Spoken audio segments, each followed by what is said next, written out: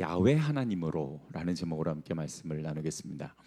하나님은 모세에게 바로 왕의 손에서 이제 이스라엘 사람들을 구원해 낼 거다라고 1절에서 말씀하시는데요. 자, 그런데 우리가 한 가지 주목해 봐야 될 것이 있습니다. 굉장히 중요한 구절인데 아마 저도 그랬던 것처럼 어쩌면 여러분도 성경을 읽으면서 이 부분을 그냥 무심코 지나가셨을지도 모릅니다. 그래서 조금만 주목해 주셨으면 좋겠고, 하나님을 우리에게 소개해 주시는 부분입니다. 자, 2절로부터 3절 우리 같이 다시 한번 읽어 보도록 하겠습니다. 제가 읽겠습니다. 하나님이 모세에게 말씀하여 이르시되 나는 여호와이니라. 내가 아브라함과 이삭과 야곱에게 전능의 하나님으로 나타났으나 나의 이름을 여호와로는 그들에게 알리지 아니하였고. 자, 무슨 뜻인가 하면 아브라함과 이삭과 야곱에겐 하나님이 전능한 하나님으로만 만나 주셨다라는 거예요. 그러니까 여기서 전능한 하나님, 이게 어떤 이미지냐면 가장 강한 힘을 가진 존재, 이게 바로 전능한입니다. 자, 그러니까 공략이 불가능해요. 그리고 패배가 없는 존재, 이것이 바로 전능한이라는 존재입니다. 그러니까 전능한 하나님은 그런 힘센 이미지예요. 그러니까 아브라함과 이삭과 야곱에게는 하나님께서 이렇게 힘센 이미지로 나타나셨고 다가가셨다라는 겁니다. 그런데 모세와 이스라엘 백성에게는 전능한 하나님이 아니라 여호와 하나님으로 만나 주시겠다라고 말씀하시는 거예요.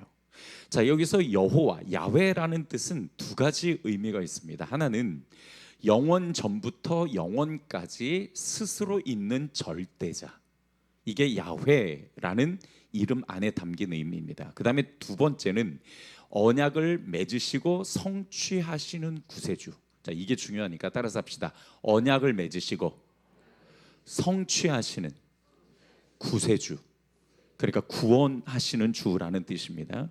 자, 그러니까 이 두 개가 뭐 어느 거가 뭐 덜 중요하고 더 중요하고가 아니라 두 개를 합치면 이런 뜻이죠. 스스로 계신 절대자가 이스라엘과 언약을 맺고 그 언약을 성취하신다. 이게 야훼 하나님의 뜻입니다. 자, 그러니까 하나님이 강조하시는 부분은 어떤 부분이냐면 언약을 맺고 성취하시는 분, 여기가 하나님이 지금 강조하시는 부분이거든요. 다시 말해서 이스라엘 백성과 모세에게 언약을 맺겠다, 그리고 그 맺은 언약, 약속을 내가 지키겠다, 그 약속을 반드시 이행하겠다 라는 뜻을 가진 야훼 하나님으로 모세와 이스라엘을 만나 주시겠다라는 겁니다. 제가 이 말씀을 묵상하면서 사실 정말 놀랐어요. 왜냐하면 제가 출애굽기를 한두 번 읽은 게 아니거든요. 근데 이 부분을 그동안은 그냥 지나쳤어요. 얼마나 아쉽던지. 저는 이렇게 새로운 말씀을 딱 발견하면은요, 모르겠어요. 저는 전율이요, 막 이렇게 우리 닭살 돋는다 그러죠. 그러니까 닭살이 이 등에서 쫙 온몸이 퍼져요. 그 안에 담긴 하나님의 마음을 발견하고 하나님의 그 뜻을, 그 하나님의 계획을 딱 깨달으면은요, 이게 얼마나 좋은지 몰라요. 내가 또 새로운 하나님을 발견하는구나. 내가 또 하나님 앞에 이렇게 한 걸음 더 가까이 가는구나. 그래서요, 사실 너무너무 오늘 말씀을 준비하면서 굉장히 행복했어요. 어제 이제 집에 들어가서 집 정리를 좀 하고 이제 밤에 컴퓨터를 켜고 이제 오늘 말씀을 묵상하면서 설교를 준비하면서 이 부분을 이제 준비를 했는데 너무너무 행복해서 잠이 잘 안 올 정도로 새로운 하나님을 발견하니까 정말 예전에 몇 번이나 읽었던 이 본문을 왜 내가 이 중요한 말씀을 그냥 지나쳤을까, 그런 생각이 들기도 했습니다. 자, 이 부분에 관해서 좀 더 깊이 있게 가볼게요. 자, 2절 하반절을 보게 되면 나의 이름을 여호와로는 그들에게 알리지 아니하였고, 이게 무슨 뜻이냐면은 그동안 하나님께서 아브라함과 이삭과 야곱에게는 야훼 하나님이 아니라 누구의 하나님? 전능한 하나님으로만 만나 주셨거든요. 자, 그러면 창세기에 이 야훼, 여호와라는 단어가 안 나오냐? 어떨 것 같으세요? 다들 제 눈을 피하시네. 창세기에 야훼라는, 여호와라는 단어가 나올까 안 나올까? 찍어보세요. 어차피 50대 50이잖아. 그래, 맞아요. 나와요. 엄청 많이 나와요, 사실은.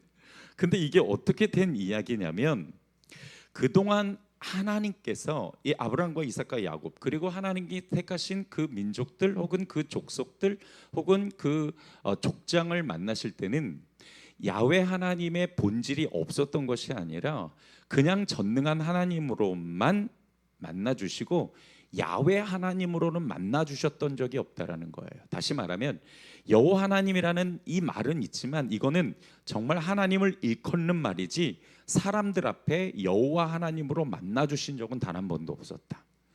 내가 여호와야 이렇게 드러내신 적이 없었다라는 거예요. 그런데 하나님께서 모세와 이스라엘 백성에게 처음으로 야훼 하나님으로 만나 주시고자 했던 겁니다. 자, 그러면 우리는 여기서 질문을 하나 던지게 되는데요. 하나님이 여호와 하나님으로 모세와 이스라엘 백성 앞에 갑자기 드러내신 이유가 뭘까? 왜 그동안 이스라엘을 대하실 때는 전능한 하나님으로 만나 주시다가 왜 이들에게는 갑자기 야훼 하나님으로 만나 주시는 거죠? 그러니까 이거는 일종의 말하면 하나님께서 하나님의 정체성을 바꾸시는 거예요. 되게 놀라운 일이죠. 그러니까 왜 이렇게 바꾸시면서까지 이 사람들을 만나 주시냐면 앞으로 하나님은 이스라엘을 구원하시고 언약을 맺고 그 약속을 성취하시는 하나님으로 내가 다가가겠다. 내가 그런 하나님이 될 거야 라고 미리 알려주시는 겁니다. 뭐 그렇다고 해서 전능한 하나님의 이미지가 없는 것은 아니고요. 그 모습이 사라지는 것은 아니고 여호와라는 이름으로 더 놀라운 하나님을 보여주시겠다라는 겁니다. 자, 여러분, 하나님은 이렇게 다양한 하나님으로 우리를 만나 주시고자 합니다. 강력한 전능자가 필요한 사람에게는 전능자 하나님으로, 구원이 필요한 자에게는 이레의 하나님으로, 치료가 필요한 자에게는 라파의 하나님으로, 평안이 필요한 자에게는 샬롬의 하나님으로 만나 주시는 거죠. 세상의 모든 우상은요 사람이 찾아가요. 그러나 우리가 믿는 하나님은 나를 찾아오시는 하나님이세요. 그것도 나에게 가장 필요한 모습으로 말이죠.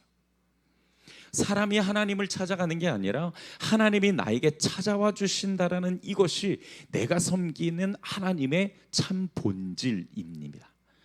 아브라함과 이삭과 야곱에겐 전능한 하나님이 필요했고 모세와 이스라엘 백성에겐 여호와 하나님이 필요하다라고 판단하셨던 거죠. 왜? 이제 곧 시내산에서 이스라엘 백성들과 언약을 맺으시니까. 그리고 그 약속을 하나님께서는 끝까지 이행하셔야 하니까 그 야훼 하나님으로 이스라엘 사람들에게 다가가 주셨던 겁니다. 자, 그러면 여러분, 과연 나에게는 하나님은 어떤 모습으로 다가오실까요? 여러분은 어떤 하나님을 만나기 원하십니까? 한번 좀 속으로 그 답을 한번 좀 해보셨으면 좋겠어요. 여러분은 어떤 하나님으로 찾아와 주시기를 원하십니까? 나에게 찾아오시는 다양한 하나님의 은혜를 기대하고 경험할 수 있는 우리 귀한 성도들이 되기를 주님의 이름으로 축복합니다. 그런데요, 이런 놀라운 하나님의 말씀에 이스라엘 사람들은요 굉장히 의외의 반응을 합니다. 자, 9절을 한번 보도록 하죠. 우리 같이 한번 읽어보겠습니다. 시작. 모세가 이와 같이 이스라엘 자손에게 전하나 그들이 마음의 상함과 가혹한 노역으로 말미암아 모세의 말을 듣지 아니하였더라. 와, 하나님이 언약을 맺으시고 성취하시는 야훼 하나님으로 내가 만나줄게, 기대해봐 라고 선포하셨는데 이스라엘 사람들은 어때요? 이렇게 시큰둥한 거예요. 아예 관심도 없는 것 같죠? 왜 그러지? 이유를 들어보니까 마음이 상하고 가혹한 노역으로 하나님의 말씀이 귀에 들어오지를 않았던 거예요. 정말 한탄이 나오는 순간입니다. 자, 여러분 생각해 보세요. 지금 이스라엘 백성에게 가장 필요한 게 뭐예요? 지금 막 고통스러워하는 이스라엘 백성에게 가장 필요한 것이 뭡니까? 가혹한 노동과 자유가 없는 노예 생활을 끝내는 거 아닌가요? 맞죠? 지금 이스라엘 백성에겐 그게 가장 필요해요. 하루빨리 고통에서 벗어나려면 하나님의 구원을 간절히 바라야 돼요. 그러니까는 그런 하나님으로 내가 너희를 찾아가 줄게라고 말씀하시는 이 하나님을 기다렸다가 드디어 하나님이 약속하시고 나에게 찾아오시는구나, 드디어 하나님의 놀라운 구원이 시작되는구나, 막 이렇게 막 가슴이 콕닥콕닥거리면서 막 신나야 되는데 그게 아니라 전혀 생각이 없어요. 아유, 뭐 그게 뭐 중요해. 지금 내가 이 노동 때문에 아주 죽을 것 같은데 지금 뭐 야훼 하나님 뭐 그게 뭐 나한테 뭐 중요해? 지금 이렇게 생각을 하는 거죠. 도대체 왜 이런 반응을 보이는 걸까? 왜 이렇게밖에는 반응을 못하지? 너무 납득이 안 돼서 계속 묵상을 해봤어요. 왜? 도대체 왜? 가장 필요한 하나님으로 찾아가 주겠다는데 도대체 왜 모세의 말을 듣지 않았나? 가만히 생각해 보니까요, 이유는 하나더라고요. 뭐냐면 하나님을요 몰라요. 이들이 하나님이 어떤 분인지 제대로 알았다면 절대 이런 반응을 보일 수가 없죠. 여러분, 우리가 왜 하나님의 말씀을 사랑하고 열심히 연구하며 묵상해야 되나요? 하나님을 바르게 알기 위해서입니다. 우리도 마찬가지예요. 우리가 하나님을 제대로 알지 못하면 하나님께서 나에게 가장 적절한 하나님의 은혜를 가지고 나를 찾아오시는데 내가 그 하나님을 모르면은요, 난 모르겠어요. 그냥 지금 다 내 코가 석자인데 뭐 내 발에 당장 등 떨어져 불 떨어져 가지고 죽겠는데 뭘 이렇게밖에 반응을 할 수가 없어요. 하나님을 모르면은요. 여러분, 우리는 하나님을 바르게 알아야 합니다. 말씀을 통해 하나님과 대화하고 하나님이 드러내신, 하나님이 자신을 드러내신 그 하나님에 관해 알아야 우리가 하나님을 더 신뢰하고 그리고 기대하며 하나님을 의지하고 동행할 수가 있거든요. 이스라엘 백성들이 사는 방법은 오직 하나님과 동행하는 것밖에는 없습니다. 그 하나님과 동행하려면 하나님이 어떤 분인지를 알아야 되고 그러려면 말씀을 들어야 되는데 이들은 모세가 전한 그 말조차 그냥 탁 귀를 닫아 버린 거죠.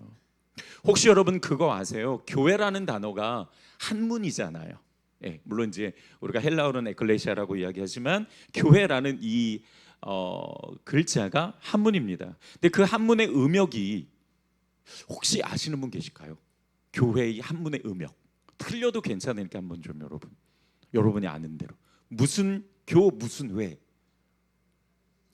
오, 맞아요. 아시는구나. 또 저만 아는 줄 알고 또 잘난 체 좀 하려고 또 질문 던졌는데 또 바로 대답을 하시네요. 그래서 감사합니다. 맞아요. 가르칠 교 모일회예요. 그러면 교회는 뭐 하는 곳이에요? 가르치는 곳이에요. 우리가 에클레시아로 모여서 뭘 하냐? 가르침을 받는 겁니다. 뭘 가르침을 받습니까? 하나님이 어떤 분인지, 예수님이 어떤 분인지, 우리가 하나님의 자녀로 하나님의 백성으로 어떻게 살아가야 되는지를 가르치고 배우는 것이 바로 교회입니다. 아멘. 그래서 성경은요, 이 목사를 목자라고 이야기하기도 해요. 에베소서 4장 11절에 여러 직분이 나오는데 그 직분 중 하나가 목사인데요. 이 목사를 헬라어로 이야기하면 포이멘이라는 뜻인데 이게 목자라는 뜻이에요. 목자는 양을 돌보는 것뿐만 아니라 양을 먹여야 되죠. 그리고 또 하나 포이멘 안에 중요한 뜻이 있는데 율법 수여자라는 뜻이 있습니다. 율법 수여자. 그러니까 목사는 하나님의 말씀을 수여받아 여러분에게 먹이는 게 목자의 사명입니다. 아멘. 성경이 그렇게 말하고 있는 거지 제가 강요하는 것이 아닙니다. 제가 요즘 저의 정체성에 관해서 사실은 너무 힘들어했었어요. 어떻게 해야 되지? 하나님의 계획이 뭐지? 내가 어떻게 해야 되지? 정말 많이 고민하는 중에 사실은 정말 오늘 말씀으로 다시 한번 목사가 이런 거구나. 그래, 이게 맞지. 이렇게 하는 게 목사지. 하나님께서 나를 새한교회에 세우신 이유가 바로 이거지. 그냥 저는 저 혼자서 다시 한번 이렇게 마음을 다잡게 되더라고요. 하나님께서 저를 새한교회 목자로 보내신 건 우리 사랑하는 성도들에게 말씀을 먹이라고 보내신 거예요. 여러분, 말씀으로 여러분을 돌보고 여러분을 섬기고 하나님 나라를 잘 준비시켜서 여러분이 후에 예수 그리스도께서 재림하셨을 때나 여러분들이 개인적 종말을 맞아 하나님 앞에 섰을 때 그 믿음을 인정받을 수 있도록 하나님의 자녀로 바르게 살게 하라고 하나님께서 저를 여러분의 포이맨으로 세우신 거예요. 우리가 꼭 기억했으면 좋겠어요. 여러분에게 하나님이 누군지 가르치고 하나님의 자녀답게 살아갈 수 있고 하나님 나라를 준비시키는 목자의 역할을 하라고, 물론 부족하지만은 하나님께서 저를 세우신 것이죠. 모세가 하나님의 말씀을 가지고 이스라엘 백성을 찾아가요.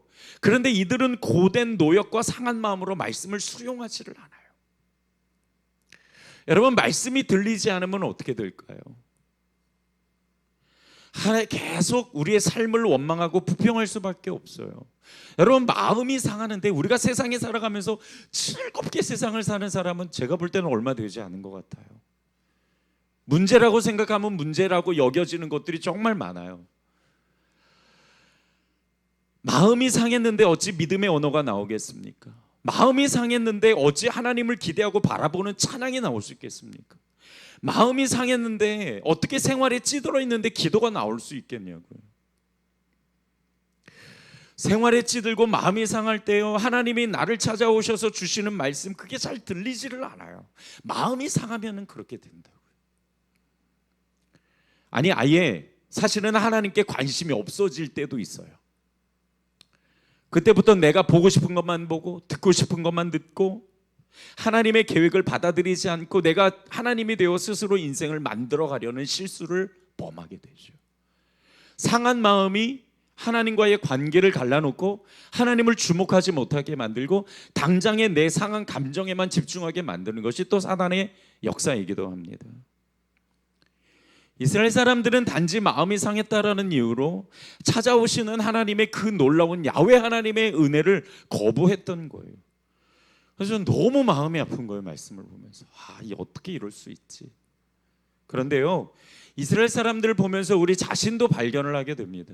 그러니까 우리도 그렇거든요. 당장 마음이 상하면요, 하나님이 안 보이고요, 들리지를 않고요, 하나님이 필요 없어요.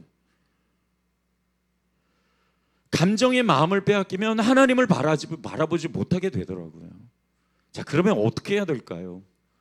감정에 휘둘리지 않으려면 결국에서는 그 감정을 다스릴 수가 있어야 하지요. 자, 저를 따라서 고백해 주셨으면 좋겠습니다. 감정은 함정이다. 감정은 함정이에요. 우리는 이 명제를 꼭 기억했으면 좋겠어요. 물론 모든 감정이 다 함정이라는 뜻이 아니에요. 나쁜 감정이 그렇다라는 거죠. 그러니까 그 나쁜 감정에 우리가 혹하고 빠져버리면 그다음부터는 아무것도 들리지 않고 보이지 않고 느껴지지 않아요. 잠언 29장 11절을 보게 되면 우둔한 자는 자기 감정을 다 드러내나 지혜로운 자는 그것을 자제한다라고 말씀하세요. 자제한다라는 이 말이 무슨 뜻이냐면 진정시키다 또는 위로하다라는 뜻입니다. 여러분, 우리가 스스로 감정이 딱 상했으면은 우리가 그 감정을 다스리기 위해서는 어떻게 되냐면 스스로 위로해야 돼요. 아니야, 이게 그렇지 않아. 그리고 그 감정을 우리가 자꾸 진정시켜야 되죠. 감정이 내 마음을 잠식하지 못하도록. 마음이라는 것은 우리의 생명의 중심이거든요. 하나님께서 우리에게 마음을 주신 건 그 마음이 우리의 생명의 중심이었기 때문에 너무 중요하게 우리에게 주신 겁니다. 그러니까 이 마음이 잠식당하면 우리의 생활에, 삶의, 인생의 중심을 빼앗기는 것과 같아요. 의지가 사라져 버려요. 목적을 잃어버립니다. 삶의 방향을 잃어버리는 것이 마음을 빼앗긴다라는 뜻이에요.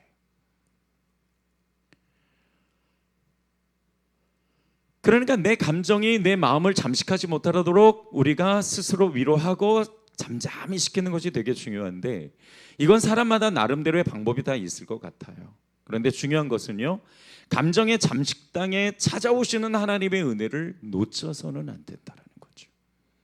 고난이 내게 찾아와도 우리가 이 마음을 빼앗기지 않도록, 감정을 잃지 않도록 찾아오시는 하나님의 은혜, 그분의 말씀을 놓치지 않도록 우리가 감정을 절제하고 다스리며 하나님께 집중하는 것이 참 중요한 영성이다. 자, 그러면 마지막으로 오늘 우리에게 주시는 메시지를 삶에 어떻게 적용할 것인지 그 적용점을 함께 나누고 마치도록 하죠. 첫 번째, 나의 하나님은 야훼 하나님입니다. 아멘. 야훼 하나님의 뜻을 다시 한번 점검하죠. 야훼 하나님의 뜻, 스스로 계신 절대자가 나와 언약을 맺고 그 언약을 성취하시는 분. 우리가 하나님 앞에 하나님께 하나님 나와 언약 좀 맺어주세요 라고 말한 적이 있어요, 없어요? 김전 집사님 있어요, 없어요? 네, 진짜 없어요. 하나님 나한테 오셔서 나랑 언약 좀 맺으시죠. 나 하나님 자녀가 되고 싶은데. 우리는 정말 그런 적이 없어요. 하나님이 친히 찾아오셔서 나이가 하나님을 아는 지식과 믿음을 주시고, 또한 하나님을 우리가 바라볼 수 있도록 우리의 영적인 눈을 열어주시고 우리를 만나 주셨죠. 하나님이 찾아오셔서 언약을 맺어주신 겁니다. 그런데 여러분, 이 언약이라는 단어가요 참 굉장한 단어예요. 왜냐하면 이 언약이라는 것, 약속이라는 것은요 서로 동등한 위치에서 맺어야 되기 때문에. 그러니까 하나님이 하늘에 계시면서 우리와 언약을 맺을 수는 없어요. 그럼 우리와 언약을 맺기 위해서는 하나님께서 나와 똑같은 눈의 위치에 계셔야 됩니다. 그래서 하나님은 여기 우리의 자리까지 친히 찾아오신 거예요. 이게 언약이 가지고 있는 정말 중요한 뜻입니다. 여러분, 전능하신 이가 어떻게 나와 동등할 수가 있습니까? 그럴 수 없음에도 하나님은 스스로 낮아지셔서 나를 찾아오신 거예요. 언약 때부터 이미 스스로 낮아지신 겁니다. 예수님도 마찬가지죠. 그 하늘의 영광을 버리고 이 땅에 오셔서 스스로 낮추셔서 그 참 초라한 마굿간에서 태어나셨잖아요. 우리와 눈높이를 똑같이 맞추시고 우리의 삶을 똑같이 살아내시기 위해 이 땅에 오신 분이, 영광을 포기하고 오신 분이 예수 그리스도. 근데 예수님만 그러신 것이 아니라는 거예요. 하늘 아버지도 이스라엘과 나와 언약을 맺기 위해서 친히 그 눈높이를 맞추시려고 이 땅에 스스로 낮추셔서 나를 찾아오셨다는, 이게 너무 중요한 거예요. 이건 정말 놀라운 기쁜 소식이죠. 여러분, 우리가 이 소식을 그냥 무덤덤하게 받아서는 안 돼요. 사실은 진짜 기절할 만큼 감사하고 찬양해야 되는 것이 이 언약이 가진 놀라운 은혜입니다.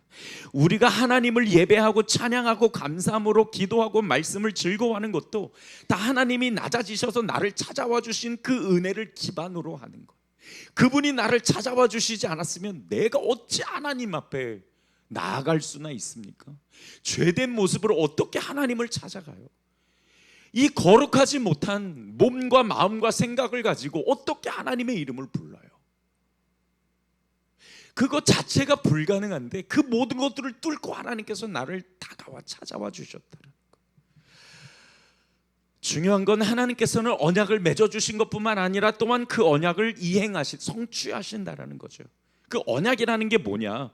그리스도 안에서 약속된 하나님 나라. 따라서 합시다. 그리스도 안에서 약속된 하나님 나라.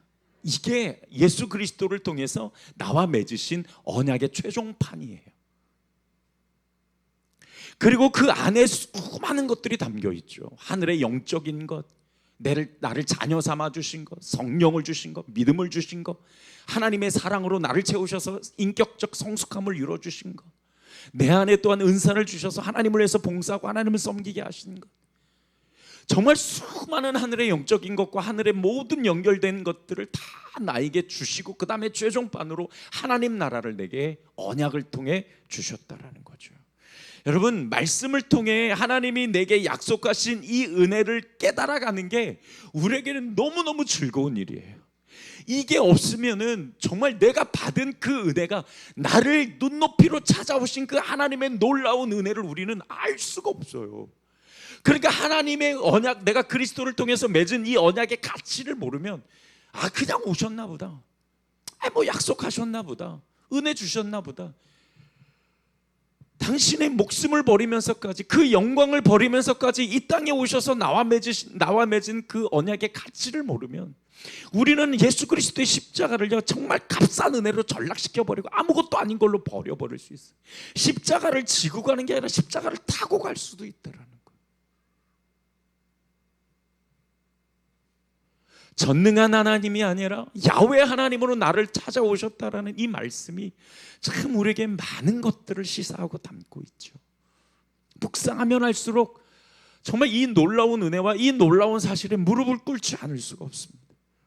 나의 하나님, 나의 야훼 하나님을 기뻐하고 즐거워하며 우리 모두가 더 하나님께 바짝 붙어 동행하는 저와 여러분이 되기를 주님의 이름으로 축복합니다. 마지막 두 번째로 말씀을 가로막는 감정을 우리가 잘 다스려야 돼요.